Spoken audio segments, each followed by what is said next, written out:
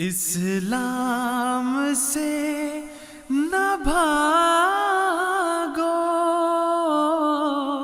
راہ خدا یہی ہے۔ اے سونے والوں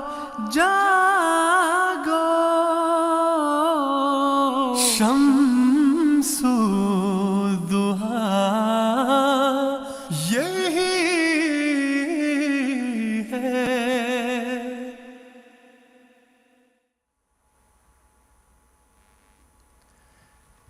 بسم اللہ الرحمن الرحیم۔ السلام علیکم ورحمۃ اللہ وبرکاتہ۔ ناظرین کرام، یہ پروگرام راہ خدا ہے جو آج 21 اگست سن 2021 کو ایم ٹی اے انٹرنیشنل کے لنڈن اسٹوڈیو سے جی ایم ٹی وقت کے مطابق شام 4:30 بجے آپ کی خدمت میں پیش کیا جا رہا ہے۔ یقیناً آپ نے نوٹ کر لیا ہوگا کہ اس پروگرام کا عام طور پہ وقت 4 بجے ہوتا ہے شام کو، لیکن اب انشاءاللہ یہ 4:30 بجے ہفتے کے روز آپ کی خدمت میں پیش کیا جائے گا۔ پروگرام راہ خدا جماعت احمدیہ مسلمہ کے عقائد کے بارے میں آپ کے سامنے پیش کیا جاتا ہے۔ یہ پروگرام لائیو ہوتا ہے، جس کا مطلب یہ ہے کہ اگر آپ کے ذہن میں یا آپ کے کسی جاننے والے کے ذہن میں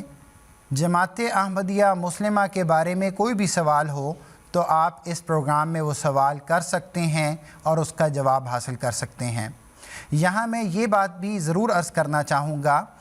کہ جماعت احمدیہ مسلمہ دراصل آقا و مولا حضرت محمد مصطفیٰ احمد مجتبیٰ صلی اللہ علیہ وسلم کی پیشگوئیوں کے عین مطابق دراصل اسلام کی نشأت ثانیہ کا دور ہے۔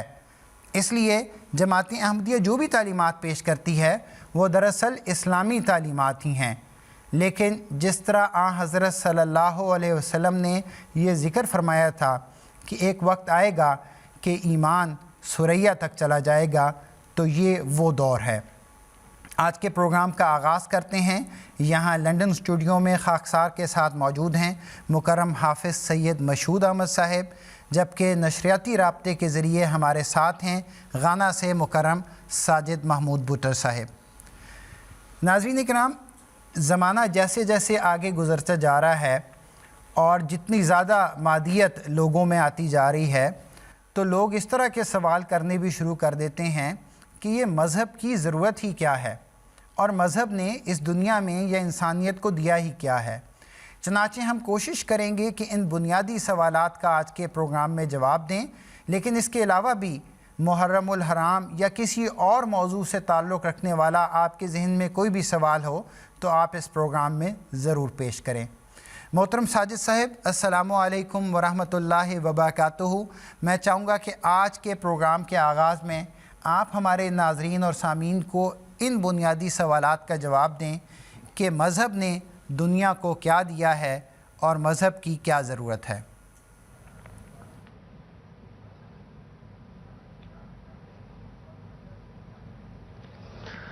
جزاکم اللہ احسن الجزا۔ جہاں تک اس سوال کا تعلق ہے کہ مذہب کی ضرورت کیا ہے اور مذہب نے آخر دنیا کو دیا کیا ہے، تو سب سے پہلے بات تو یہ ہے کہ مذہب کا مطلب کیا ہے۔ مذہب عربی زبان کا لفظ ہے جس کا مطلب ہے راستہ اور طریق، اور مراد اس سے یہ ہے کہ وہ طریق جس سے خدا تعالیٰ کی رضا اور خدا تعالیٰ کی خوشنودی حاصل ہوتی ہے۔ چنانچہ اس لحاظ سے دنیا کا ہر مذہب جو آیا اور ہر نبی نے جو جاری کیا تو ایک ہی بنیادی مقصد تھا کہ اللہ تعالیٰ کی رضا حاصل کرنے کے جو طریق ہیں وہ انسانوں کو بتائے جائیں۔ اب خدا تعالیٰ کی رضا کیسے حاصل ہوگی یہ خدا تعالیٰ سے ہی پوچھا جائے گا۔ تو خدا تعالیٰ کی رضا اس طرح حاصل ہوگی کہ اللہ تعالیٰ نے فرمایا کہ یہ میں نے احکامات دیے ہیں، ان احکامات پر تم عمل کرو گے تو میری رضا حاصل ہوگی۔ ان چیزوں سے میں نے تمہیں منع کیا ہے، ان سے منع ہو جاؤ گے تو میری خوشنودی جو ہے وہ تمہیں حاصل ہوگی۔ تو خدا تعالیٰ کے احکام کی تعمیل اور وہ تمام نواہی منع کرنے والی چیزیں جو خدا تعالیٰ نے کی ہیں ان سے اپنے آپ کو بچانا، یہ ہے ہر مذہب کا جو ہے وہ خلاصہ، اور اسی کام کے لیے جو ہے یہ طریق مقرر ہوا ہوتا ہے۔ آگے مذہب کے 2 بڑے حصے ہیں، ان میں سے ایک حصہ جو ہے وہ حقوق اللہ والا ہے، یعنی اللہ تعالیٰ کے حقوق ادا کرنا، اور دوسرا اس کا حصہ ہے حقوق العباد۔ جہاں تک حقوق اللہ کا تعلق ہے کہ اللہ تعالیٰ کے حقوق انسان کے لیے کون سے ہیں، تو اس میں ایک پہلو یہ ہے کہ جتنے بھی خدا تعالیٰ نے احکام بنی نوع انسان کو دیے ہیں، یہ ہم پہ خدا تعالیٰ نے بہت بڑا احسان کیا ہے کہ ان احکام پر عمل کرنے کے نتیجے میں ایک طرف نہ صرف خدا تعالیٰ کی رضا اور خوشنودی حاصل ہوتی ہے، بلکہ ان احکامات پر عمل کرنے کے نتیجے میں وہ انسان کو خود زیادہ فائدہ پہنچ رہا ہوتا ہے اور خود اس میدان میں اس کو زیادہ نفع چیزیں جو ہیں وہ نظر آ رہی ہوتی ہیں۔ مثلا خدا تعالیٰ نے حکم دیا ہے کہ میری عبادت کرو، میری پرستش کرو، نماز جو ہے وہ پڑھنی ہے، تو نماز پڑھنے کے نتیجے میں ایک طرف نہ صرف خدا تعالیٰ کی رضا اور خوشنودی حاصل ہوگی، بلکہ اس کا ایک اور عظیم الشان انسان کو فائدہ کیا ہوگا کہ انسان کے دل میں سکون آئے گا، اس کی زندگی میں جو ہے وہ امن آئے گا اور انسان جو ہے وہ بدیوں سے محفوظ رہ رہا ہوگا۔ اسی طرح روزہ ہے، خدا تعالیٰ کی خاطر انسان روزہ رکھتا ہے، تو روزہ رکھنے کے نتیجے میں نہ صرف خدا تعالیٰ کی رضا اور خوشنودی کا حصول ہے، بلکہ روزے کے نتیجے میں انسان کو ذاتی جو فائدہ پہنچ رہا ہے، ایک طرف اس کی جسمانی صحت جو ہے وہ اچھی ہو رہی ہے، دوسری طرف روحانیت جو ہے وہ اس کی بڑھ رہی ہے، اخلاقی قوتیں اس کی بڑھ رہی ہیں، صبر اور برداشت کا مادہ جو ہے وہ اس میں پیدا ہوتا چلا جا رہا ہے۔ تو جتنے بھی اس طرح کے احکامات ہیں وہ سارے کے سارے احکام ایسے ہیں کہ جن کو عمل پیرا کرنے کے نتیجے میں ایک طرف اللہ تعالیٰ کی رضا اور خوشنودی حاصل ہوتی ہے، تو دوسری طرف انسان جو ہے وہ انہی امور کو سر انجام دینے کے نتیجے میں زیادہ سے زیادہ فائدے جو ہے وہ حاصل کر رہا ہوتا ہے۔ انسان کو جو خدا تعالیٰ نے قوا دیے ہیں وہ قوا کس طرح کے ہیں؟ ذہنی صلاحیتیں ہیں، جسمانی صلاحیتیں ہیں، روحانی صلاحیتیں ہیں اور اخلاقی صلاحیتیں ہیں۔ جتنے بھی احکام ہمیں ملتے ہیں اللہ تعالیٰ کی طرف سے، تمام کے تمام احکام ایسے ہیں کہ ان میں سے کسی ایک صلاحیت کے فائدے کے لیے یا ایک سے زیادہ صلاحیتوں کے فوائد کے لیے وہ استعمال ہوتے ہیں۔ جن چیزوں سے خدا تعالیٰ نے بنی نوع انسان کو منع کیا ہے وہ اس وجہ سے منع کیا ہے کہ ان صلاحیتوں میں سے کسی ایک صلاحیت کو نقصان پہنچتا ہے یا ایک سے زیادہ صلاحیتوں کو نقصان پہنچتا ہے۔ تو جتنے احکام انسانوں کو خدا تعالیٰ نے دیے ہیں جو مذہب کا خلاصہ ہے، ان احکامات کو بجا آوری وہ انسان کا فائدہ ہے اور ان کا نافرمانی کے نتیجے میں خدا تعالیٰ کو نقصان کوئی نہیں ہے بلکہ اس کا نقصان بھی جو ہے وہ انسانوں کو ہے۔ چنانچہ خدا تعالیٰ اس امر کو بیان کرتا ہے قرآن کریم میں کہ لہا ما کسبت و علیہا مکتسبت، کہ اگر کوئی جان، اگر کوئی انسان خدا تعالیٰ کے احکام پر عمل کرے گا تو اس کا فائدہ اسی انسان کو ہے، اور اگر وہ ان احکامات پر عمل نہیں کرے گا تو اس کا نقصان جو ہے وہ اسے ہی حاصل ہوگا۔ اسی طرح حقوق العباد اگر لے لیں تو حقوق العباد کیا چیز ہے؟ بندوں کے حقوق ادا کرنا۔ عقل یہ ہمارے سامنے رہنمائی کرتی ہے کہ اگر ایک انسان دعویٰ کرتا ہے کہ میں فلاں انسان سے محبت کرتا ہوں، لیکن یہ ممکن نہیں ہو سکتا کہ اس انسان کی اولاد سے وہ انسان دشمنی کرے، تو محبت کا تقاضا یہ ہے کہ اس انسان کی اولاد اور اس کے بچوں سے بھی جو ہے وہ ہمدردی کی جائے اور اس سے محبت کی جائے۔ یہی حال خدا تعالیٰ کے ہے۔ خدا تعالیٰ ہمارا خالق ہے، خدا تعالیٰ جو ہے وہ ہمارا مالک ہے۔ تو خالق اور مالک خدا کا یہ مخلوق جو ہے بنی نوع انسان، یہ ممکن ہی نہیں ہو سکتا کہ ایک انسان بنی نوع انسان کو تکلیف پہنچائے، ان کو جو ہے وہ ان سے دشمنی کرے، ان کو طرح طرح کی جو ہے وہ اذیتیں پہنچائے، اور دوسری طرف دعویٰ یہ کرے کہ خدا تعالیٰ اس سے راضی ہو جائے، ممکن ہی نہیں ہے۔ تو بنی نوع انسان کی ہمدردی خدا تعالیٰ کو راضی کرنے کا موجب ہے۔ تو دوسری طرف کیا ہوگا کہ جتنے حقوق بنی نوع انسان کے ہیں اس کے نتیجے میں انسانیت کے لیے فائدہ ہے۔ مثلا والدین کے حقوق ہیں، میاں بیوی کے حقوق ہیں، دوستوں کے حقوق ہیں، اسی طرح بعض جو ایک دوسرے کے ساتھ تعلقات رکھنے والے ہیں، یتیم ہیں، بیوائیں ہیں، بے بس ہیں، دوسری قسم کی مخلوق ہے، تو تمام کے تمام کی حقوق کی بجاوری کے نتیجے میں انسان کا اپنا گھر جو ہے وہ جنت نظیر بنتا ہے، اس کا اپنا معاشرہ وہ جنت نظیر بنتا ہے اور اس کا اپنا ملک جنت نظیر بن رہا ہوتا ہے۔ تو اسی میں بھی انسان کا جو ہے وہ اپنا فائدہ ہے۔ ایک آخری امر اس حوالے سے جو ہے وہ میں بیان کرتا ہوں کہ بنی نوع انسان جو مذہب کو چھوڑ بھی چکی ہے، آخر سینکڑوں اور ہزاروں سال کے نتیجے کے تجربے کے بعد وہ کس نتیجے پہ پہنچی ہے کہ ایک سطح کے اخلاق جو ہیں وہ کہہ رہے ہیں کہ یہ اخلاق ہیں جو ہمارے معاشرے کو پرامن بنا سکتے ہیں۔ کس قسم کے اخلاق ہیں؟ سچ بولو، صاف ستھرا رہو، بد دیانتی نہیں کرنی، دوسروں کو تکلیفیں نہیں پہنچانی۔ تو جو ایک لمبے تجربے کے نتیجے میں انسانیت اس مقام پہ پہنچی ہے، وہ چیزیں مذہب نے آج سے سینکڑوں ہزاروں سال پہلے بتا دی ہیں۔ تو تجربے سے پہلے ہی یہ تصور جو ہے وہ انسانوں کو پیش کر دیا خدا تعالیٰ نے مذہب کے ذریعے سے انبیاء کو بھیجنے کے نتیجے میں کہ یہ احکام ہیں، ان پہ عمل کرو گے تو نہ صرف تم خوش رہو گے، نہ صرف تمہاری اولادیں خوش رہیں گی، نہ صرف تمہارا معاشرہ خوش رہے گا، بلکہ دوسری طرف ابدی خوشی ہے جو انسان کو جو ہے وہ حاصل ہو رہی ہوتی ہے۔ انسان کی یہ فطرت ہے کہ وہ اپنے آپ کو زیادہ سے زیادہ خوش رکھنا چاہتا ہے، لیکن دنیاوی امور میں ہم دیکھتے ہیں کہ جتنی مرضی ترقی کر لی جائے، سچی خوشحالی وہ انسان کو جو ہے وہ نصیب نہیں ہو سکتی۔ سچی خوشحالی صرف اور صرف خدا تعالیٰ کے قریب ہونے کی وجہ سے نصیب ہوتی ہے۔ جتنا ایک انسان خدا تعالیٰ کے قریب آتا ہے، جتنا اس کی رضا کے حصول کو پانے کی کوشش کرتا ہے، اتنی زیادہ جو انسان کو خوشحالی جو ہے وہ نصیب ہو رہی ہوتی ہے، اور یہی امر جو ہے دنیا کے ہر ایک نبی نے پیش کیا ہے، حضرت آدم علیہ السلام سے لے کے موجودہ زمانے تک، اور یہی مذہب کا جو ہے وہ خلاصہ ہے۔ ہمارے پیارے امام نے کیا خوب فرمایا ہے کہ کیا زندگی کا ذوق اگر وہ نہیں ملا، لعنت ہے ایسے جینے پہ گر اس سے ہیں جدا۔ ساجد محمود صاحب، ناظرین کرام، جس طرح محترم ساجد محمود صاحب نے بڑے تفصیل کے ساتھ، لیکن بہرحال ہمارے پاس تو مختصر وقت ہوتا ہے، مذہب کی ضرورت اور مذہب نے انسانیت کو کیا دیا ہے اس بارے میں ہمیں بتایا ہے۔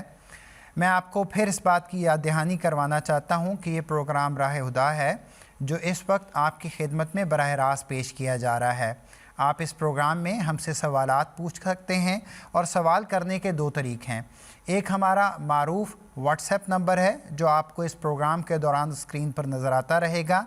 اگر آپ نے وائس میسیج میں اپنا سوال بھیجنا ہے یا تحریری سوال بھیجنا ہے تو ہمارا واٹس ایپ نمبر استعمال کریں، لیکن اگر آپ براہ راست اس پروگرام میں ہم سے بات کرنا چاہتے ہیں تو اس کے لیے ہمارے لینڈ لائن پہ ہم سے رابطہ کریں۔ محترم حافظ مشہود صاحب، جس طرح کے مذہب کی ضرورت کے بارے میں گفتگو ہو رہی ہے، دیکھیں ہم تو اسلام کے نمائندے ہیں جو یہاں بیٹھے ہوئے ہیں، اور ہم اسلامی تعلیمات کا ذکر کر رہے ہیں، اور یہی ہمارا کام ہے۔ اگر اس بات کو ذہن میں رکھا جائے تو ہم یہ کس طرح ثابت کریں گے لوگوں کو کہ جو اسلامی تعلیمات ہیں وہ اب عالمی تعلیمات ہیں، جبکہ ماضی میں جو تعلیمات آئیں ان کی یہ حیثیت، یہ مقام اور مرتبہ نہیں رہا؟ جزاک اللہ برہان صاحب، بڑا بنیادی سوال ہے۔ سب سے پہلے تو ہم نے دیکھنا یہ ہے کہ کوئی بھی شخص اگر ہم نے اس کے بارے میں جاننا ہے تو ہم اس سے کہیں گے کہ اپنا تعارف کرواؤ، تو جو وہ اپنا تعارف کروائے گا ہم نے اس پر بنا کرتے ہوئے اس کا تعارف حاصل کرنا ہے اور اس کو ماننا ہے۔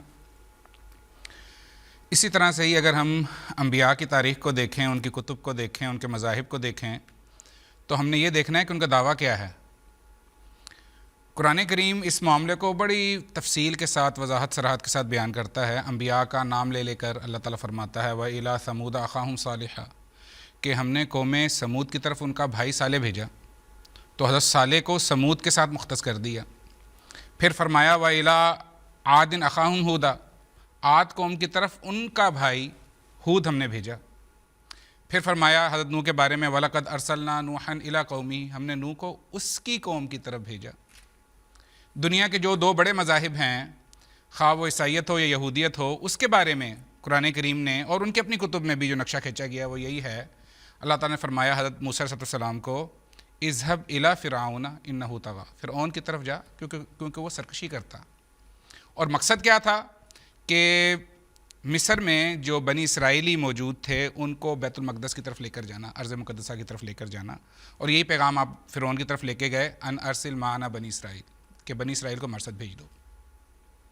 تو حضرت موسیٰ علیہ السلام کے جو مد مقابل شخص تھے وہ فرعون تھا، اور کام آپ کا اپنی قوم کو وہاں سے ریسکیو کروانا تھا۔ حضرت عیسیٰ علیہ السلام کی بات کی جائے جو عیسائیت کے بانی ہیں، یہ دوسرا بڑا مذہب ہے یہودیت کے بعد ترتیب سے اگر آئیں تو ان کے بارے میں قرآن کریم کہتا ہے وَرَسُولًا إِلَىٰ بَنِي اسرائیل، کہ بنی اسرائیل کی طرف رسول ہے۔ اور جو عہد نامہ جدید ہے اس میں حضرت عیسیٰ علیہ السلام نے بھی کئی دفعہ کہا ہے کہ میں تو شریعت کو منسوخ کرنے نہیں آیا، میں اس کے اوپر عمل کروانے آیا ہوں، اس کی باتوں کو مکمل کرنے آیا ہوں، یا یہ کہا کہ میں بنی اسرائیل کی گمشدہ بھیڑوں کی طرف آیا ہوں۔ تو ان کا دعویٰ مخصوص اقوام تک کے لیے تھا۔ حضور صلی اللہ علیہ وآلہ وسلم کا دعویٰ یہ نہیں ہے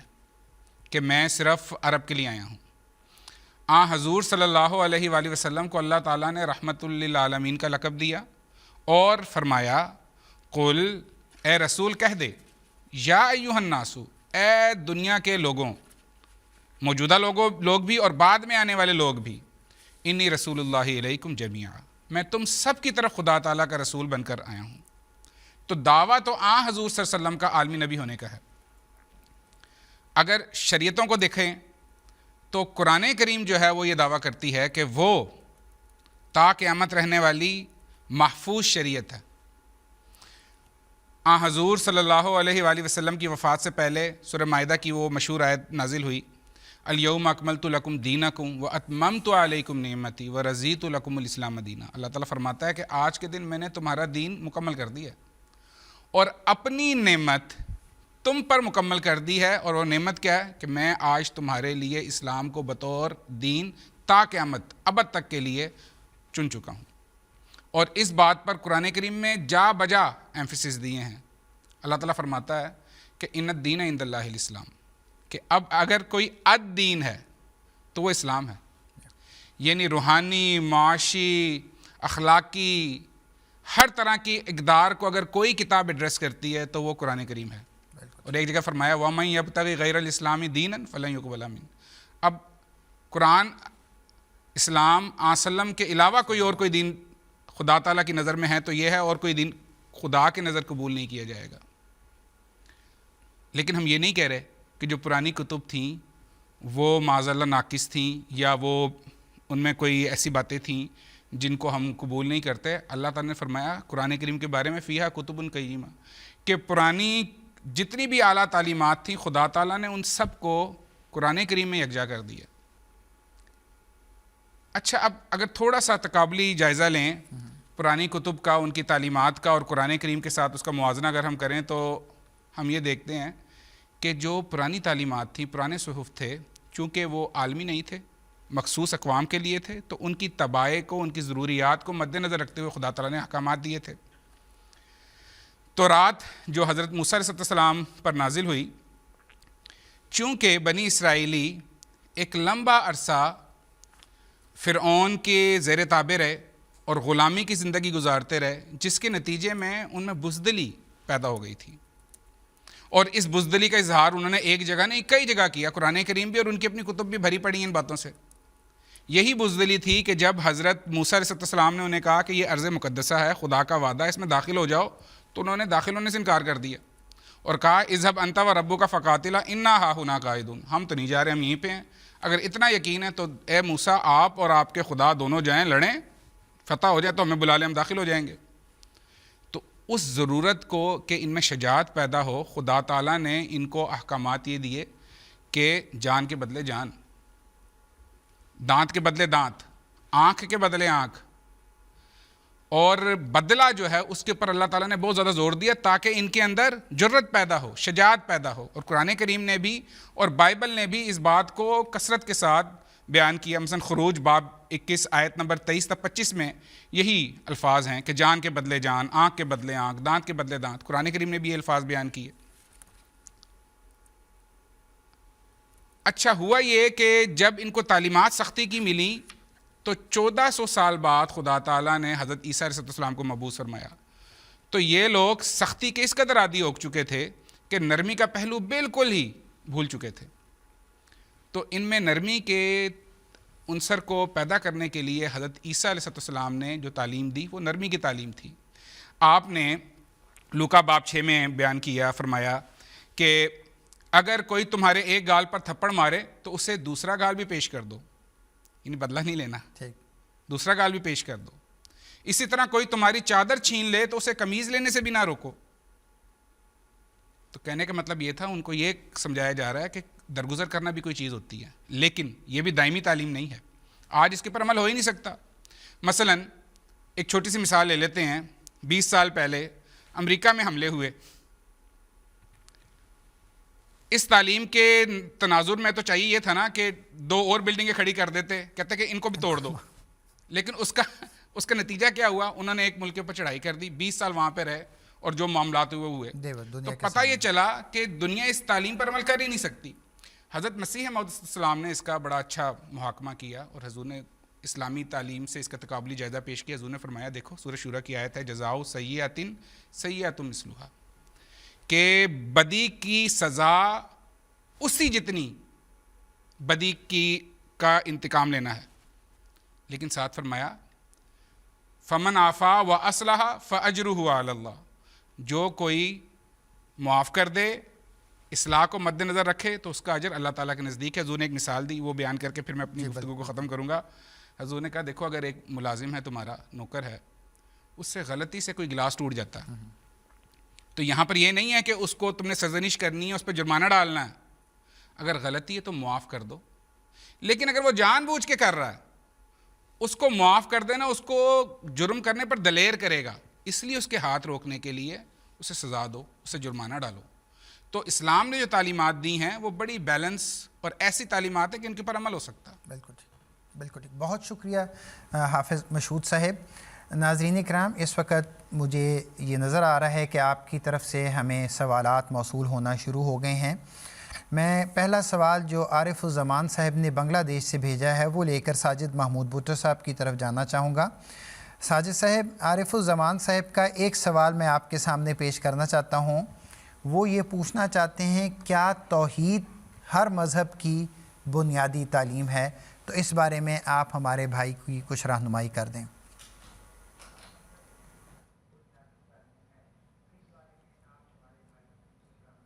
جی ساجد صاحب. جی, توحید ہر نبی جو خدا تعالیٰ کی طرف سے آیا ہے بنیادی طور پہ دو حصے لے کے آیا ہے. پہلا حصہ جیسے پہلے میں نے ذکر کیا ہے حقوق العباد والا ہے, اور دوسرا پہلا حصہ حقوق اللہ والا اور دوسرا حصہ حقوق العباد والا ہے. تو ہر نبی نے اپنے اپنے زمانے میں بنی نوع انسان کو یہی تعلیم دی ہے جہاں جہاں تک ان کا دائرہ تھا اصلاح کا, کہ اس کائنات کا خالق اور مالک ایک خدا ہے اور تمہارا یہ فرض ہے کہ اسی خدا کے آگے آپ جھکاؤ اپنے آپ کو اور اسی خدا کی عبادت کرو اور اسی کی پرستش کرو. اور اسی خدا نے حکم یہ دیا ہے کہ جو مخلوق میں نے پیدا کی ہے ان کے حقوق جو تمہارے ذمہ واجب الادا ہیں وہ بھی ادا کرو. تو ہر مذہب کا خلاصہ جو ہے وہ یہی والا ہے. ہاں, پھر ساتھ ہوا کیا کہ جوں وقت گزرتا چلا گیا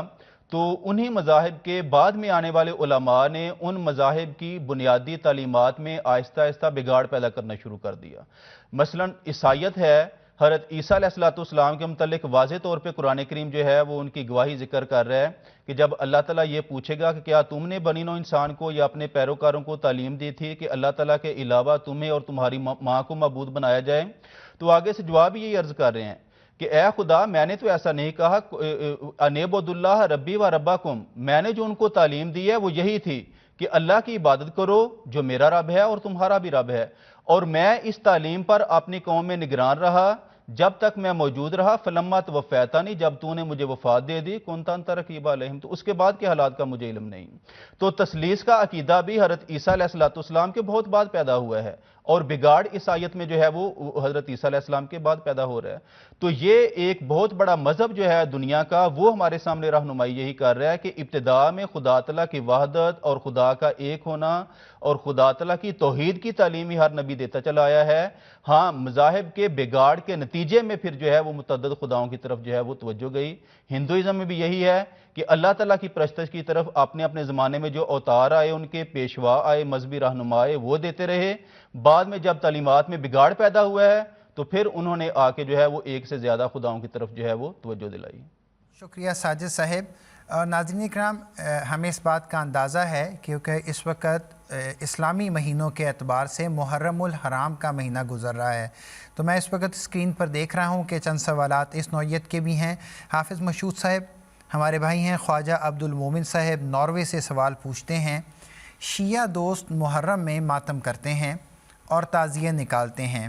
کیا یہ اسلامی طریقہ عمل ہے؟ اور پھر مزید وہ چاہتے ہیں کہ جماعت احمدیہ کا اس بارے میں کیا موقف ہے؟ دیکھیں, جماعت احمدیہ کا تو موقع بڑا واضح ہے. ہم تو قرآن کریم کو دیکھیں گے, حضور صلی اللہ علیہ وآلہ وسلم کی سنت کو دیکھیں گے. قرآن کریم تو جا بجا یہی کہہ رہا ہے کہ جب کسی پر تکالیف پہنچتی ہیں تو وہ اللہ تعالیٰ کہتا ہے وہ بشیر الصابرین, بشارت کس کو دینی ہے؟ صبر کرنے والوں کو. اور کیا فرمایا؟ الذین اذا اصابتہم مصیبۃ قالوا انا للہ و انا الیہ راجعون. جب مصائب آتے ہیں تو وہ کہتے ہیں یہ اللہ تعالیٰ کی طرف سے ہیں، ہم اللہ کے ہی ہیں، ہم اللہ کی رضا پر راضی ہیں. تو اللہ تعالیٰ کیا کہتا ہے؟ اولئک علیہم صلوات من ربہم ورحمہ. یہ وہ لوگ ہیں جن پر اللہ تعالیٰ کی صلوات ہیں، سلامتی ہے اور رحمت ہے. واولئک هم المہتدون. یہ ہدایت یافتہ ہیں. تو صبر کرنے والوں کو اللہ تعالیٰ ہدایت یافتہ کہہ رہا ہے. حضور صلی اللہ علیہ وآلہ وسلم کے زمانے میں ایک نہیں متعدد صحابہ شہید ہوئے اور کثرت کے ساتھ جنگیں ہوئیں، غزوات ہوئے. وسلم کے پیارے بھی شہید ہوئے. حضور صلی اللہ علیہ وسلم کے جو چچا حضرت حمزہ شہید ہوئے ہیں احد کی جنگ میں، حضور صلی اللہ علیہ وسلم نے روایات میں آتا ہے کہ ہر شہید کے ساتھ ان کا جنازہ پڑھایا، 10 کر کے پڑھائے ہیں، لیکن 10 میں بھی حضرت حمزہ کا جنازہ پڑھایا، سید الشہداء کہا ہے. حضور صلی اللہ علیہ وسلم نے تو وہاں پر تعزیے نہیں نکلوائے، ماتم بھی نہیں کروایا. جب کہ یہ ایک رواج تھا کہ جب کوئی فوت ہوتا تھا تو عورتیں اپنا منہ پیٹتی تھیں، اپنے گربان چاک کرتی تھیں، مٹی پھینکتی تھیں. آنسر نے منع کیا، صبر کی تعلیم دی کہ جب مصائب آئیں تو صبر کرنا ہے. مجھے ایک واقعہ یاد آ گیا. حضور صلی اللہ علیہ وسلم ایک قبر کے پاس سے گزرے، ایک ماں تھی بچے کی، وہ بین کر رہی تھی. صلی اللہ علیہ وسلم نے اس کو کہا، تلقین کی کہ صبر کرو. اس نے جواب بڑا نامناسب سا دیا. صلی اللہ علیہ وسلم چلے گئے. لیکن جب اسے احساس ہوا، بتایا گیا کہ حضور صلی اللہ علیہ وسلم تھے جنہوں نے یہ بات کہی ہے، تو وہ نادم ہو کر صلی اللہ علیہ وسلم کی خدمت میں پیش ہوئی. تو صلی اللہ علیہ وسلم نے فرمایا الصبر عند صدمۃ الاولی. سب سے پہلے جو ہے وہ صبر کر لینا، اس کا اجر ہے. بعد میں تو صبر آ ہی جاتا ہے انسان کو. بالکل ٹھیک. تو ان کی اپنی کتب بھی دیکھ لیں. ایک حوالہ مجھے یاد آ رہا ہے، الناہیۃ من عمل الجاہلیہ، بڑا مشہور حوالہ ہے ان کا، کہ نوحہ کرنا، نوحہ خوانی کرنا یہ جہالت کے اعمال میں سے ایک عمل ہے. تو ان کی اپنی جو لوگ یہ تعزیے نکال رہے ہیں، جو ماتم کر رہے ہیں، قرآن کریم اور حضور صلی اللہ علیہ وسلم کی سنت سے ایسی کوئی بات نہیں، اور ان کی اپنی کتابیں بھی اس کی تردید کر رہی ہیں. بالکل ٹھیک حافظ مشہود صاحب. اسی نوعیت کا دوسرا سوال ہے، وہ میں محترم ساجد صاحب کے سامنے پیش کر دیتا ہوں. ساجد صاحب ہمارے بھائی ہیں نجم الدین صاحب کیرالہ انڈیا سے. وہ یہ پوچھنا چاہتے ہیں، میں ان کا سوال آپ کے سامنے پڑھ دیتا ہوں، پھر مجھے امید ہے کہ آپ وضاحت کر دیں گے. وہ یہ کہتے ہیں کہ عاشورہ کے روزہ کی اہمیت کے متعلق متعدد احادیث موجود ہیں. جماعت احمدیہ اس کو کس حد تک اہمیت دیتی ہے؟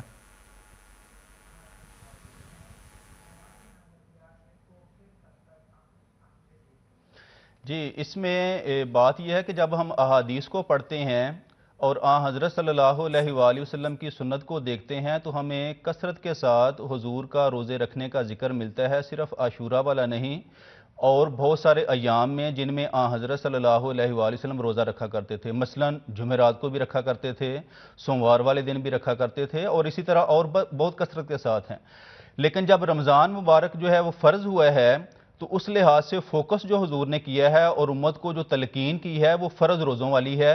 اس کے علاوہ نفل اگر کسی انسان کا جو ہے وہ استطاعت ہے اور وہ رکھنا چاہتا ہے تو روزہ رکھنے کے نتیجے میں اس کو واقعی روزے کے فوائد ہوں گے، نفلی روزے کا ثواب ہوگا، اور خدا تعالیٰ کی طرف جو ہے اس کا ایمان اور اس کی روحانیت جو ہے وہ بڑھے گی. لیکن اصل فوکس اور اصل بنیاد جو ہے وہ رمضان المبارک کے روزے ہیں. باقی جتنے بھی ہیں، خواہ وہ شوال والے ہیں، خواہ یہ عاشورہ والا ہے، یا جمعرات والا ہے، یا سوموار والا ہے، یا باقی زندگی کے اور بعض سال کے دوران جو ایام آتے ہیں، وہ سارے کے سارے نوافل کے زمرے میں آتے ہیں، اور ان پہ 100% فوکس نہیں کیا جا سکتا جیسے خدا تعالیٰ نے رمضان المبارک کے روزے جو ہیں وہ فرض کیے ہوئے ہیں. ساجد صاحب، حافظ مشہود صاحب، آپ کے سامنے جو میں سوال پیش کرنا چاہوں گا وہ ہمارے بھائی ہیں عبدالسمیع صاحب، یہاں لیورپول میں رہتے ہیں. انہوں نے یہ سوال بھیجا ہے. وہ یہ کہتے ہیں کہ شہداء کی کئی اقسام ہیں. اگر کوئی غیر مسلم بھی اپنے ملک کی حفاظت کرتے ہوئے یا پھر کسی وبا وغیرہ سے وفات پا جائے تو کیا وہ بھی شہید ہوگا؟ اور وہ اس سوال کو آگے بڑھا رہے ہیں، یہ بھی پوچھنا چاہ رہے ہیں، اور اگر اس کا جواب ہاں میں ہے، وہ خود ہی اس کا جواب ایک زوم کر کے آگے وہ مزید پوچھنا چاہ رہے ہیں، تو پھر کیا وہ بھی جنتی ہوگا؟ کیونکہ شہید کے بارے میں تو یہی تعلیم ہے کہ وہ جنتی ہے. دیکھیں، جنتی ہوگا یا نہ ہوگا اس کا فیصلہ خدا تعالیٰ نے اپنے ہاتھ میں رکھا ہوا ہے. کسی انسان کے ہاتھ میں یہ معاملہ اللہ تعالیٰ نے رکھا ہی نہیں ہے. تو اس لیے ہم اس پر کوئی فتویٰ نہیں دیں گے. ہاں جو خدا تعالیٰ نے باتیں بیان کی ہوئی ہیں ہم اس کو آپ کے سامنے پیش کر دیتے ہیں. فیصلہ جو ہے وہ خدا تعالیٰ نے خود کرنا. مثلاً اللہ تعالیٰ نے قرآن کریم میں بہت کھول کر ایک بات بیان کی, وہ یہ ہے ان اللہ لا یغفر ان یشرک بہ ویغفر ما دون ذلک لمن یشاء, کہ اللہ تعالیٰ جو ہے وہ شرک کو معاف نہیں کرے گا. اس کے علاوہ اگر کوئی خطائیں کسی سے ہوئی ہیں, غلطیاں سرزنش ہوئی ہیں, ان سے سرزد ہوئی ہیں, تو اللہ تعالیٰ غفور الرحیم ہے, درگزر کر سکتا ہے لمن یشاء, جس کے لیے اللہ چاہے گا. پر تو اللہ تعالیٰ بہتر جانتا ہے کہ جو آدمی شہید ہوا ہے اس کے اعمال کیا تھے, اس کے اطوار کیا تھے, اس کی پریکٹسز کیا تھیں. انما الاعمال بالنیات, ان کے اعمال کی نیتیں کیا تھیں. وہ نیتوں کا فیصلہ اللہ تعالیٰ نے کرنا ہے, نہ میں کر سکتا ہوں نہ آپ کر سکتے ہیں. ہاں یہ بات ضرور ہے, اللہ تعالیٰ نے مختلف مذاہب کے لوگوں کا نام لے کر بیان کیا. ان الذین آمنوا والذین ہادوا والنصارى والصابئین, یقیناً وہ لوگ جو مومن ہوئے, جو یہودی ہوئے, عیسائی ہوئے, صابی ہوئے. اللہ تعالیٰ کیا کہتا ہے, من آمن باللہ, جو اللہ پر, اللہ کی توحید پر, اللہ کی باتوں پر ایمان لاتا ہے, والیوم الآخری, اور آخرت کے دن پر ایمان لاتا ہے. اور اگلی ایک اور شرط لگائی, وعامل صالحا, اور مناسب حال نیک اعمال کرتا ہے, تو اللہ تعالیٰ فرماتا ہے فلہم اجرہم عند ربہم, ان کا اجر ان کے رب کے پاس ہے. ولا خوف علیہم ولا ہم یحزنون, نہ ان پہ کوئی خوف ہوگا نہ وہ غمگین ہوں گے. تو معاملات کی جتنا بھی فیصلے کا انحصار ہے وہ صرف خدا تعالیٰ کے ہاتھ میں ہے, اللہ بہتر جانتا ہے. بہت بہت شکریہ حافظ مشہود صاحب. اگلا سوال جو ہماری بہن سمرہ ملک صاحبہ نے امریکہ سے USA سے ہمیں بھیجا ہے وہ میں ساجد محمود بٹر صاحب کے سامنے پیش کر دیتا ہوں. ہماری بہن نے جس طرح سوال کیا ہے میں اسی طرح پیش کروں گا. وہ یہ کہتی ہیں, کیا یہ بات درست ہے کہ حضرت مسیح موعود علیہ الصلوۃ والسلام نے جماعت کی بنیاد یعنی جماعت احمدیہ کی بنیاد 1889 میں رکھی تھی, لیکن نبوت کا دعویٰ 1891 یعنی 1891 میں کیا تھا. اور وہ کہتی ہیں اگر یہ بات صحیح ہے تو انہوں نے یعنی حضرت مسیح موعود علیہ الصلوۃ والسلام نے جماعت کی بنیاد کس بنا پر رکھی تھی. ساجد صاحب ہماری بہن سمرہ ملک صاحبہ کو اس بات کا جواب دے دیں.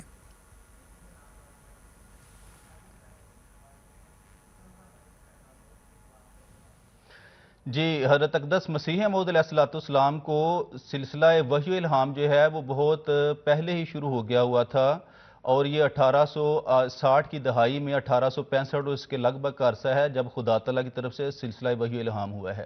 جو حضور کا ہمیں ماموریت کا الہام ملتا ہے وہ 1880 کی دہائی میں 1882 کے لگ بھگ. اور آپ نے جو مشہور زمانہ اپنی کتاب لکھی ہے شہرۂ آفاق براہین احمدیہ, اس میں سینکڑوں الہامات ہیں جو اللہ تعالیٰ نے آپ پر جو ہیں وہ نازل کیے ہیں اور وہ حضور نے اپنی اس کتاب میں درج کیے ہیں. ان میں سے کئی الہامات 1880 کی دہائی کے ہوں گے, کوئی 70 کی دہائی کے ہوں گے, کوئی 60 کی دہائی کے ہوں گے. تو جو الہامات ہمیں براہین احمدیہ میں ملتے ہیں ان الہامات کے اندر ہی ہمیں ایسے بعض الہامات ملتے ہیں کثرت کے ساتھ جس میں خدا تعالیٰ حضرت اقدس مسیح موعود علیہ الصلوۃ والسلام کو نبی اور رسول کے الفاظ سے یاد کر رہا ہے.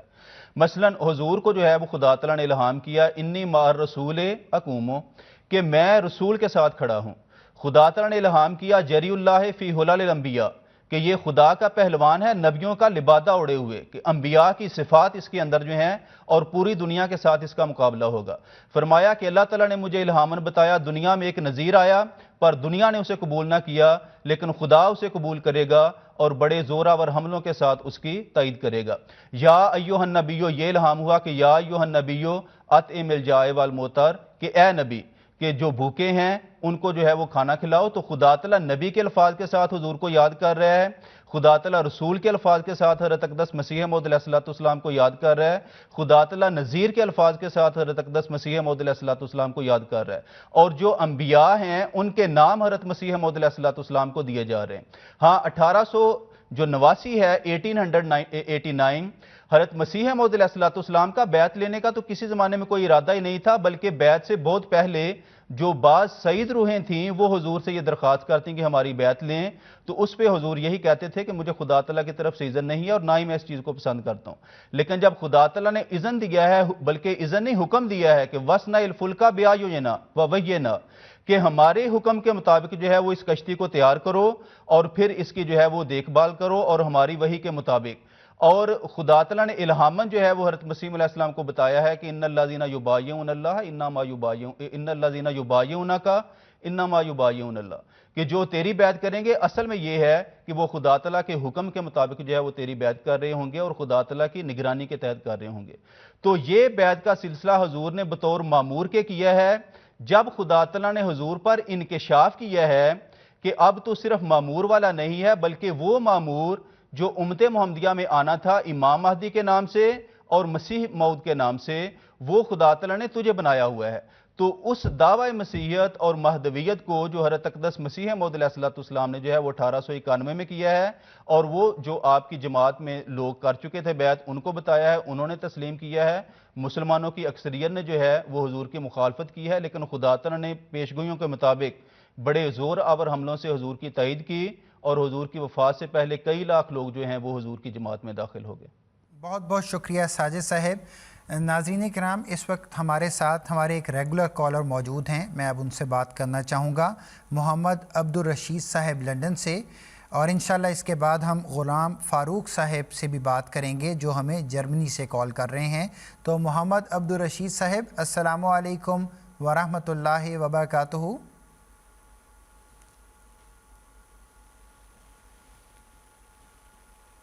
محمد عبدالرشید صاحب، کیا آپ کو ہماری آواز آ رہی ہے؟ اچھا ٹھیک ہے، چلیں پھر ہم اپنے اگلے کالر سے بات کر لیتے ہیں جو ہیں غلام فاروق احمد صاحب، اور جرمنی سے وہ ہم سے بات کرنا چاہ رہے ہیں۔ السلام علیکم غلام فاروق احمد صاحب۔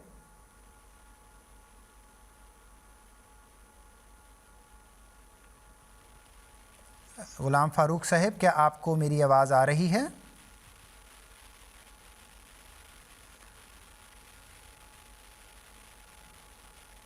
اچھا، مجھے یہ بتایا جا رہا ہے کہ اس وقت کچھ ٹیکنیکل ایشوز ہیں جن کی وجہ سے ہم بات نہیں کر پا رہے۔ یہاں میں یہ بھی عرض کرتا چلوں کہ ہمیں کئی اور بھی سوالات موصول ہو رہے ہیں، مثلا لبنہ نصرت صاحبہ نے جرمنی سے ہمیں سوال بھیجا ہے، لیکن کیونکہ اس کا تعلق ہمارے آج کے موضوع سے نہیں ہے اس لیے شاید ہم اس پروگرام میں شامل نہ کر سکیں۔ اس کے علاوہ اور بھی بہت سے سوالات ہیں، اور انہی میں سے ایک سوال لے کر میں حافظ مشہود صاحب میں آپ سے پوچھنا چاہوں گا۔ مشہود صاحب، اگر یہ بھی عارف الزمان صاحب نے ہمیں سوال بھیجا ہے اور بڑی بنیادی نوعیت کا یہ سوال ہے، وہ سوال یہ ہے کہ اسلامی تعلیمات ہمیں کیا بتاتی ہیں جو دوسرے مذاہب والے ہیں ان کے بارے میں، یعنی دوسرے مذاہب والوں سے ہم نے کیا سلوک کرنا ہے، ان کے ساتھ ہمارا کیا رویہ رہے گا، قرآن کریم اور حضرت صلی اللہ علیہ وسلم کی سیرت سے ہمیں اس بارے میں کیا رہنمائی ملتی ہے؟ بنیادی طور پر جو بات سمجھنے والی ہے وہ یہ ہے کہ تمام جو مخلوق ہے وہ خدا تعالیٰ نے برابر پیدا کی ہے، اور مذہب کا جو معاملہ ہے اس کو خدا تعالیٰ نے کسی کے اوپر امپوز نہیں کیا، ٹھونسا نہیں ہے۔ فرمایا لا اکراہ فی الدین، کہ دین کے معاملے میں کوئی جبر نہیں ہے۔ الحق من ربک، حق تیرے رب کی طرف سے ہے۔ فمن شاء فلیؤمن ومن شاء فلیکفر، جو تو مومن بنتا ہے اس کے ایمان کا فائدہ اس کو دیا جائے گا، جو کوئی کفر کرتا ہے تو اس کا وبال اس کے اوپر ہوگا، آپ نے اس کو جج نہیں کرنا۔ اگر تو مسلمان حکومت ہے اور رعایا جو ہے وہ غیر مسلم ہے اس کے نیچے، تو حضرت صاحب تو خطبوں کا ایک سلسلہ پیش کر رہے ہیں ہمارے سامنے، حضرت عمر رضی اللہ تعالیٰ عنہ کی غزوات، وہاں پہ موجود جو مسلمان حکمران تھے ان کے رویوں کے بارے میں حضور بات بیان کر رہی ہیں۔ ہمس کا ایک واقعہ بیان کر دیتا ہوں۔ حضرت عمر کے دور میں جب اسلامی جو کمانڈر تھے ان کو حکم ہوا کہ یہ جگہ چھوڑ دیں اور آگے چلے جائیں، تو چونکہ جزیہ لیا جاتا تھا، یعنی ایک ٹیکس لیا جاتا تھا اس بات پر کہ ہم آپ کی حفاظت کریں گے، آپ کے حقوق کی حفاظت کریں گے، آپ کو جو بنیادی سہولیات ایک معاشرے میں ملنی چاہیے وہ ہم آپ کو دیں گے۔ لیکن جب مسلمانوں کو وہاں سے ہجرت کرنا پڑی، جانا پڑا مسلمان آرمی کو، تو انہوں نے وہ ٹیکس واپس کر دی۔ وہ لوگ کہتے تھے کہ ایسے لوگ تو ہم نے کبھی نہیں دیکھے حکمران جو مال لے کر واپس بھی کر رہے ہوں، اور وہ کہتے تھے کہ واپس آؤ، اور جب خدا تعالیٰ کی منشا ہوئی وہ واپس آئے تو انہوں نے شکر ادا کیا کہ ایسے جو حکمران ہیں وہ تو ہمیں مطلوب ہیں، ہمیں درکار ہیں۔ بالکل ٹھیک حافظ مشہور صاحب، جس طرح آپ نے ذکر کیا، ہمیں تو نہ صرف یہ کہ حضرت صلی اللہ علیہ وسلم کی سیرت کے نمونے سے بلکہ صحابہ کرام کے نمونے سے بھی ہمیں یہ نظر آتا ہے، جس طرح آپ نے حضور انور ایدہ اللہ تعالیٰ بن عزیز کے خطبات جمعہ کا بھی ذکر کیا کہ حضور اپنے خطبات جمعہ میں یہ فرما رہے ہیں کہ ہمیشہ یہ کوشش رہی کہ جنگ سے بچا جائے، امن قائم کیا جائے اور معاشرے میں ایسا نظام قائم کیا جائے کہ خاص طور پہ بنی نوع انسان کو اس سے فائدہ پہنچے۔ یہاں میں ناظرین کے سامنے، خاص طور پہ ان ناظرین کے سامنے جن کا جماعت احمدیہ سے تعلق نہیں ہے، یہ بات بار بار دہرانا چاہتا ہوں اور ہمیشہ دہراتا رہوں گا کہ جماعت احمدیہ ایک امام کو مانتی ہے، اور یہ امام حضرت صلی اللہ علیہ وسلم کی پیشگوئیوں کے عین مطابق جماعت احمدیہ میں موجود ہے، اور یہ خلافت کا سلسلہ تا قیامت جاری رہنا ہے۔ اگر آپ حقیقی معنوں میں جستجو رکھتے ہیں اور جاننا چاہتے ہیں کہ جماعت احمدیہ کیا موقف رکھتی ہے، تو اس کے لیے سب سے بہترین طریقہ یہ ہے کہ کم از کم ہفتے میں ایک دفعہ سیدنا و امامنا حضرت خلیفۃ المسیح الخامس ایدہ اللہ تعالیٰ بن عزیز جو خطبہ جمعے کے روز ارشاد فرماتے ہیں وہ ضرور سنیں۔ آپ کو پتہ لگ جائے گا کہ اس وقت دنیا میں کوئی مذہبی لیڈر، اور خاص طور پہ مسلمان مذہبی لیڈر، بنی نوع انسان کی فلاح اور بہبود کے لیے نہ صرف یہ کہ صرف باتیں کر رہا ہے بلکہ عملی طور پر کوششیں کر رہا ہے، تو وہ صرف اور صرف امام جماعت احمدیہ ہی ہیں۔ مشہور صاحب، ہم محمد عبدالرشید صاحب سے بات تو نہیں کر پا رہے، لیکن ان کا سوال ہمارے پاس موصول ہو گیا ہے۔ میں چاہتا ہوں کہ آپ ان کے سوال کا جواب ضرور دے دیں۔ وہ یہ پوچھنا چاہ رہے ہیں کہ کیا حضور صلی اللہ علیہ وسلم کو حضرت امام حسین رضی اللہ عنہ کی شہادت کی خبر پہلے سے مل چکی تھی، اور کیا حضرت ابراہیم کے بیٹے حضرت اسماعیل علیہ السلام کی اولاد میں سے حضرت صلی اللہ علیہ وسلم سے قبل کوئی نبی آیا؟ دو مختلف سوال ہیں، لیکن میں چاہتا ہوں مختصر وقت میں ان کا جواب دے دیں۔ جواب تو یہ ہے کہ بعض روایات ایسی ضرور ملتی ہیں جن میں حضور صلی اللہ علیہ وآلہ وسلم کو حضرت امام حسین رضی اللہ تعالیٰ عنہ کی شہادت کے بارے میں خدا تعالیٰ کی طرف سے القاء ہو چکا تھا، الہام ہو چکا تھا، خبر دی جا چکی تھی۔ یہ وقت نہیں ہے کہ ہم ان روایات پر محاکمہ کریں یا اس کے بارے میں ہم باتیں کریں، لیکن ایسی روایات بہرحال موجود ہیں، اور کوئی بعید بھی نہیں کہ خدا تعالیٰ نے حضرت رسول کریم صلی اللہ علیہ وسلم کو اپنے جو نسل تھی آپ کی بیٹی کی طرف سے، ان کے بارے میں جو خوشخبریاں ہیں وہ دی ہوں۔ بہرحال یہ ایک بڑا واقعہ تھا، اس بارے میں خدا تعالیٰ نے ضرور حضور صلی اللہ علیہ وسلم کو ایسی باتیں کی ہوں گی۔ جس طرح حافظ مشہور صاحب، حضرت امام حسن رضی اللہ عنہ کے بارے میں یہ روایت ملتی ہے کہ صلح کروانے کا باعث مل جائے گا، تو اسی قسم کے باتوں کی طرف آپ اشارہ کریں، جزاک اللہ۔ اچھا، جو غلام فاروق احمد صاحب ہیں ان کا سوال بھی ہمیں موصول ہو گیا ہے۔ میں چاہتا ہوں کہ یہ سوال میں ساجد صاحب کے سامنے پیش کروں۔ ساجد صاحب، ہمارے بھائی یہ پوچھنا چاہ رہے ہیں کہ حضرت موسیٰ علیہ السلام کی شریعت کا عرصہ نزول کیا ہے؟ یعنی وہ یہ پوچھنا چاہ رہے ہیں کہ جس طرح ہم عام طور پہ بیان کرتے ہیں کہ حضرت صلی اللہ علیہ وسلم کے پہ نازل ہونے والی شریعت قرآن کریم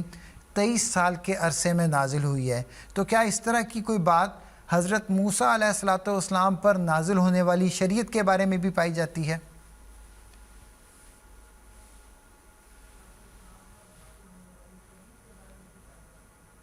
جی، جو حضرت موسیٰ علیہ السلام کا زمانہ ہے وہ حضرت صلی اللہ علیہ وآلہ وسلم سے کم و بیش 2000 سال پہلے کا ہے، اور حضرت عیسیٰ علیہ السلام سے 1400 سال پہلے کا ہے۔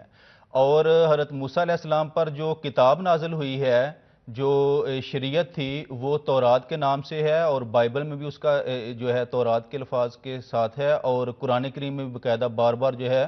وہ تورات کے الفاظ جو ہیں وہ استعمال ہو رہے ہیں۔ قرآن کریم نے معین سال تو اس طرح بیان نہیں کی ہوئے، لیکن اتنی بات یہ ہے کہ بائبل جب ہم پڑھتے ہیں تو اس میں کم از کم اس بات کا ذکر ملتا ہے کہ حضرت موسیٰ علیہ السلام جب فوت ہوئے ہیں تو ان کی عمر جو ہے وہ 120 سال ہے۔ تو ظاہری بات ہے کہ جب خدا تعالیٰ نے آپ پر وحی الہام کا سلسلہ شروع کیا ہے، اس زمانے سے لے کر پھر وفات تک وہ خواہ وہ 30 سال لیں 40 سال لگا لیں 50 سال لگا لیں جو بھی ایک زمانہ بنتا ہے لیکن معین سالوں کا اس رنگ میں جو ہے وہ فرق کوئی نہیں پڑ رہا ہاں زمانہ جو ہے حضرت موسیٰ علیہ السلام کا وہ رسول اکرم صلی اللہ علیہ وآلہ وسلم سے 2000 سال پہلے کا ہے صاحب ایک اور سوال بھی میں آپ کے سامنے پیش کرنا چاہتا ہوں اصل میں ہمارے بھائی جو عارف الزمان صاحب ہیں انہوں نے بنگلہ دیش سے ہمیں چند سوالات بھیجے تھے لیکن اس سوال کا کیونکہ آج کے موضوع سے بڑا گہرا تعلق ہے تو میں چاہوں گا اس کو آپ ضرور جواب اس سوال کا ان کو بتائیں وہ یہ پوچھنا چاہتے ہیں کہ جماعت احمدیہ جو بین المذاہب کانفرنسز کا انعقاد کرتی ہے وہ ایسا کیوں کرتی ہے؟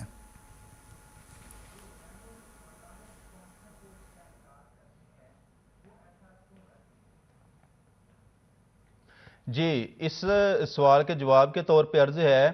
کہ جماعت احمدیہ یہ عقیدہ رکھتی ہے کہ دنیا میں جو مذاہب پائے جاتے ہیں وہ مذاہب اصل میں کسی نہ کسی نبی کے ذریعے سے خدا تعالیٰ نے شروع کیے تھے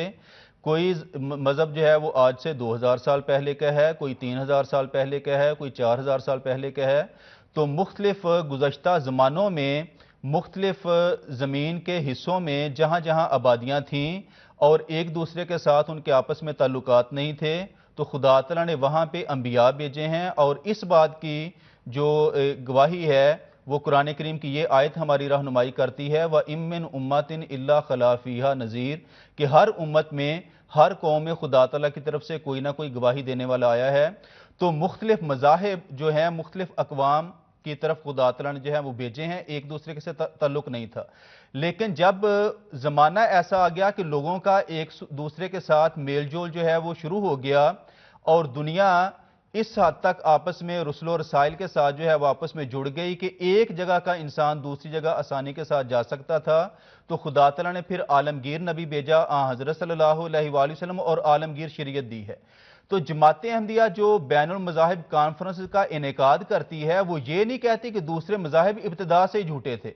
اس بات کو بتانے کے لیے کہ وہ سارے کے سارے مذاہب جو ہیں وہ خدا تعالیٰ کی طرف سے ہیں اور ان کی بنیادی تعلیمات لیں تو بنیادی تعلیمات یہی نظر آتی ہیں کہ اللہ کی عبادت کرنی ہے اور بنی نوع انسان کی خدمت کرنی ہے ہر مذہب کی تعلیم ہمیں یہ نظر آتی ہے کہ ہمیشہ تم نے سچ بولنا ہے ہمیشہ تم نے دیانتداری سے کام لینا ہے غرباء کے حقوق کا خیال رکھنا ہے خدا تعالیٰ کی عبادت کرنی ہے تو جتنے بھی حقوق العباد ہیں کسی مذہب میں ابتدائی طور پہ تھوڑی باتیں نظر آتی ہیں کسی میں تھوڑی سی زیادہ آتی ہیں کسی میں اور زیادہ آتی ہیں لیکن مکمل صورت میں جو ہے وہ خدا تعالیٰ نے قرآن کریم میں جو ہے وہ نازل کی ہیں تو مذہب کی خوبیاں جو ہیں جب بین المذاہب کانفرنس کا انعقاد ہوگا اور لوگ اپنے اپنے مذہب کی خوبیاں بیان کریں گے تو اس کا نتیجہ کیا نکلے گا لوگوں میں پیار بڑھے گا لوگوں میں محبت بڑھے گا لوگوں میں ایک دوسرے کے ساتھ جو ہے وہ محبت والی کیفیت پیدا ہوگی اور دشمنی اور نفرت اور ایک دوسرے کے ساتھ جو بغض اور حسد والی کیفیت ہے وہ دور ہونا شروع ہو جائے گی اور اسی مقصد کے لیے جو ہے وہ یہ جماعت احمدیہ اجلاسات کا انعقاد کر دیا بین المذاہب کانفرنسز کا انعقاد بہت شکریہ ساجد صاحب ناظرین کرام اگر آپ حقیقی معنوں میں جستجو کرنا چاہتے ہیں اور ان باتوں کو جاننا چاہتے ہیں کہ جماعت احمدیہ کے عقائد کیا ہیں تو سب سے بنیادی بات تو یہ ہے کہ حضرت بانی جماعت احمدیہ حضرت مرزا غلام احمد قادیانی علیہ السلام ہمارے آقا و مولا حضرت محمد مصطفیٰ صلی اللہ علیہ وسلم کی پیشگوئیوں کے عین مطابق اس دنیا میں آئے ہیں اور جس طرح ان پیشگوئیوں میں ذکر تھا کہ مسیح موعود اور امام مہدی آئیں گے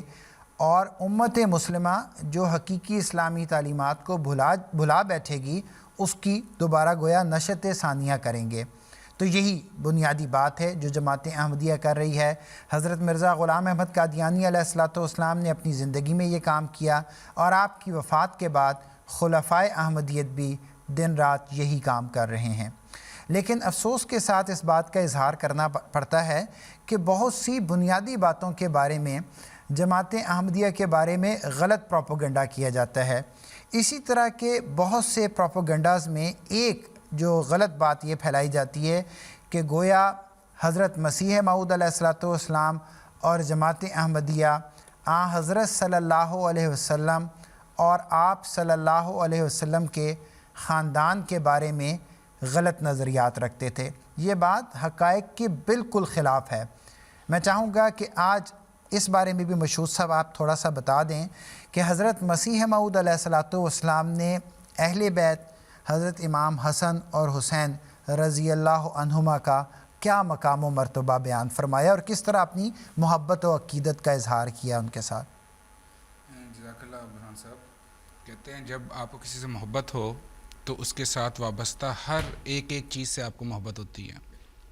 حضرت مسیح موعود علیہ السلام کا ایک فارسی کا شعر ہے، آپ فرماتے ہیں جانو دلم فدائے جمال محمد است، خاکم نثار کوچہ آل محمد است، میرا دل و جان حضور صلی اللہ علیہ وسلم کے جمال پر فدا ہو۔ اگلا مصرع ہے خاکم نثار کوچہ آل محمد است، حضور صلی اللہ علیہ وسلم کی جو آل ہے اس کے جو کوچہ ہے اس کی خاک پر بھی میں نثار ہونے کو اپنی سعادت سمجھتا ہوں۔ تو یہ بات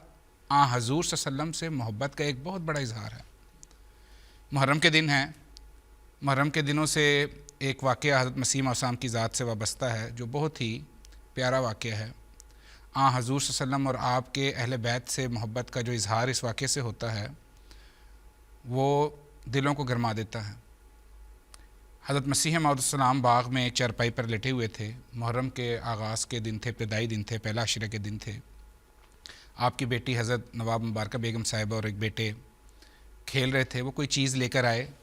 کہ ابا ہم نے دیکھو یہ چیز پکڑی ہے۔ حضرت مسیح نے ان کو کہا آؤ میں تمہیں ایک اور چیز بتاتا ہوں، اور حضور نے اپنے بچوں کو اپنے ساتھ بٹھا لیا اور محرم کی جو رویدات تھی، جو دل خراش واقعات تھے، حضرت مسیح موعود السلام نے وہ بیان کرنا شروع کیا اور بیان کرتے جاتے تھے، اور آپ کی آنکھیں حضور صلی اللہ علیہ وآلہ وسلم کی محبت اور اہل بیت کی محبت سے جو ہے وہ نم ہوتی چلی جاتی تھیں۔ آپ اپنی انگلیوں سے اپنے آنسو پوچھتے چلے جاتے تھے۔ حضرت صاحب نے فرمایا کہ ہمارے پیارے نبی صلی اللہ علیہ وآلہ وسلم کے نواسے کو شہید کر دیا گیا، ان منافقوں اور ظالموں نے بھوکا پیاسا حضور صلی اللہ علیہ وسلم کے نواسے کو شہید کیا۔ حضور نے فرمایا اس دن آسمان سرخ ہو گیا، 40 روز کے اندر قاتلوں ظالموں کو خدا تعالیٰ کے غضب نے پکڑ لیا، کوئی کوڑی ہو کر مرا، کسی پر کوئی عذاب آیا، کسی پر کوئی۔ یزید کے بارے میں بار بار کہتے تھے کہ وہ پلید ہے، یزید پلید، یزید پلید۔ چھوٹی سی بات ہے، محرم کے واقعے کو اپنے بچوں کے ساتھ بیان کرنا، ایک تو حضرت مسیح موعود السلام کے عشق کی غمازی ہے، دوسرا ان بچوں کے ذہنوں میں بھی حضور صلی اللہ علیہ وسلم اور آپ کے اہل بیت کی محبت کو دلوں میں پیدا کرنا ہے، اور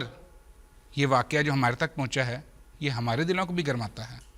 ہمارے دل میں بھی حضور صلی اللہ علیہ وآلہ وسلم کے جو نواسے کی شہادت تھی اس کے غم کو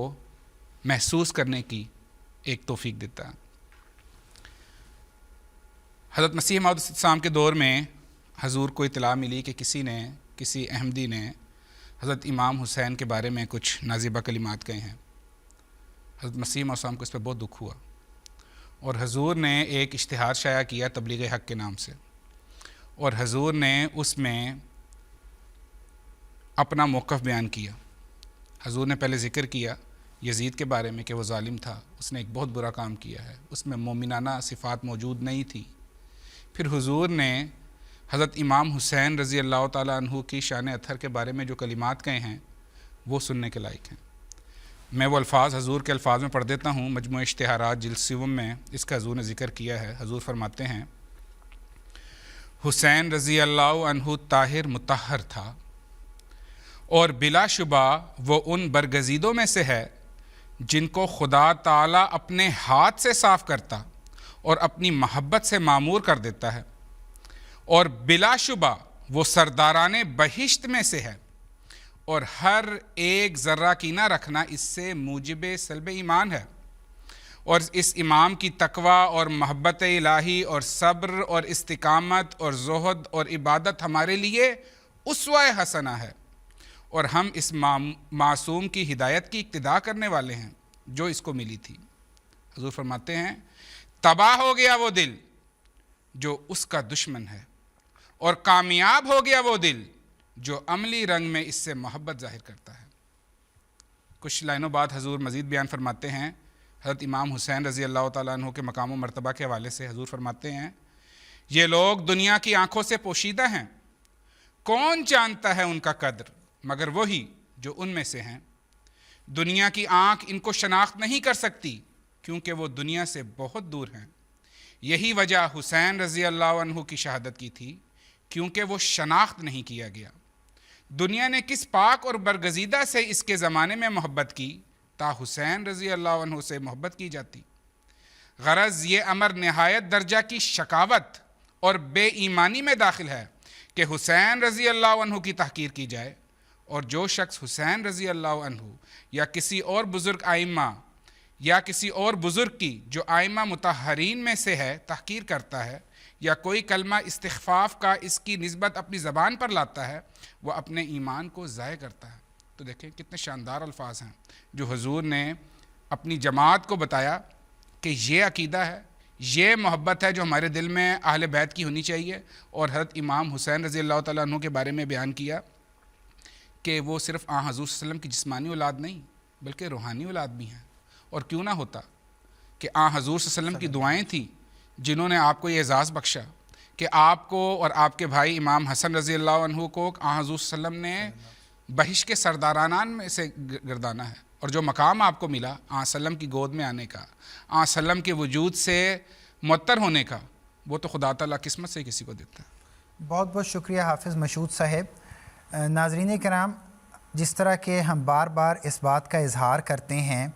اور اس حقیقت کو آپ کے سامنے پیش کرتے ہیں کہ یہ ممکن ہی نہیں ہے کہ حضرت مرزا غلام احمد قادیانی علیہ الصلوۃ والسلام، جن کا دعویٰ ہی یہ ہے کہ میں نے جو کچھ بھی پایا ہے وہ آقا و مولا حضرت محمد مصطفیٰ احمد مصطفیٰ صلی اللہ علیہ وسلم کی تعلیمات پر اور آپ کے نقش قدم پر چلتے ہوئے پایا ہے، تو یہ ممکن ہی نہیں ہے کہ نہ صرف آپ کی کوئی تحریر یا آپ کا کوئی عمل حضرت صلی اللہ علیہ وسلم، قرآن کریم یا ذات باری تعالیٰ کے خلاف ہو۔ اور یہی وہ بات ہے جو جماعت احمدیہ اپنی ابتدا سے لوگوں کو بیان کر رہی ہے اور لوگوں کو اس طرف بلا رہی ہے کہ دیکھیں، بنیادی بات یہ ہے کہ اگر حضرت صلی اللہ علیہ وسلم نے آئندہ زمانے میں ایک مسیح موعود اور مہدی موعود کے آنے کی خوشخبری دی ہے تو ہم تو ماننے والوں میں سے ہیں۔ حضرت مرزا غلام احمد قادیانی علیہ الصلوۃ والسلام نے دعویٰ فرمایا کہ جو حضرت صلی اللہ علیہ وسلم نے پیشگوئیاں فرمائی تھیں ان کے مطابق وہ اس دنیا میں تشریف لائے ہیں۔ ہاں، اس بات پہ اختلاف ہو سکتا ہے، یقیناً ہمارے مخالفین کو اختلاف ہے کہ وہ حضرت مرزا غلام احمد قادیانی علیہ الصلوۃ والسلام کو وہ مسیح موعود اور مہدی نہیں مانتے، ٹھیک ہے، لیکن اس بات میں اختلاف نہیں ہو سکتا کہ کسی نے آنا ہے کہ نہیں۔ آنے کے سارے ماننے والے ہیں کہ ایک مسیح موعود اور امام مہدی نے آنا ہے۔ اب جو لوگ اختلاف رکھتے ہیں جماعت احمدیہ سے، ان کے لیے کھلا میدان ہے، جو پیشگوئیاں موجود ہیں ان پیشگوئیوں کے عین مطابق آپ لے آئیں۔ اگر آپ یہ سمجھتے ہیں کہ آسمان سے زندہ سلامت اس مسیح ناصری نہیں آنا ہے جو 2000 سال پہلے اس دنیا میں آیا تھا، تو ٹھیک ہے، آپ اس کو ہی آسمان سے اتارنے کے لیے دعائیں کریں۔ لیکن اگر ایسا ممکن نہیں ہے، اور یقیناً ممکن نہیں ہے، تو آج نہیں تو کل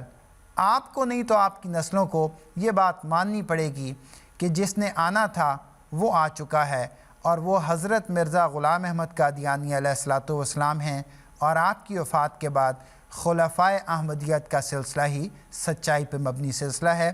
ناظرین کرام، سب سے پہلے آپ تمام لوگوں کا جو اس پروگرام کو دیکھتے ہیں اور اس پروگرام میں اپنے سوالات بھیجتے ہیں، بہت بہت شکریہ۔ میں ابھی بھی اسکرین پر 2 نام دیکھ رہا ہوں، خالد محمود صاحب اور پرویز چدھر صاحب، جن کے میں سوالات اس پروگرام میں پیش نہیں کر سکا۔ انشاءاللہ ہم آپ کے سوالات آئندہ پروگراموں میں ضرور شامل کریں گے۔ محترم حافظ مشہود صاحب، آپ کا بھی بہت بہت شکریہ، اور ساجد محمود بٹر صاحب، آپ کا بھی بہت بہت شکریہ۔ انشاءاللہ اگلے ہفتے کے دن GMT وقت کے مطابق 4:30 بجے اور لنڈن وقت کے مطابق 5:30 بجے ہم پھر یہاں لنڈن اسٹوڈیو سے ہی پروگرام راہ ہدا کے ساتھ حاضر ہوں گے۔ اس وقت تک کے لیے اجازت دیجیے۔ السلام علیکم ورحمۃ اللہ وبرکاتہ۔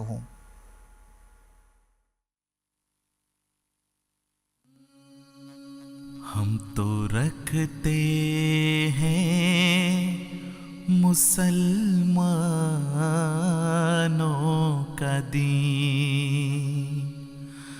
ہم تو رکھتے ہیں مسلمانوں کا دین، دل سے ہے خدا میں ختم المرسلین،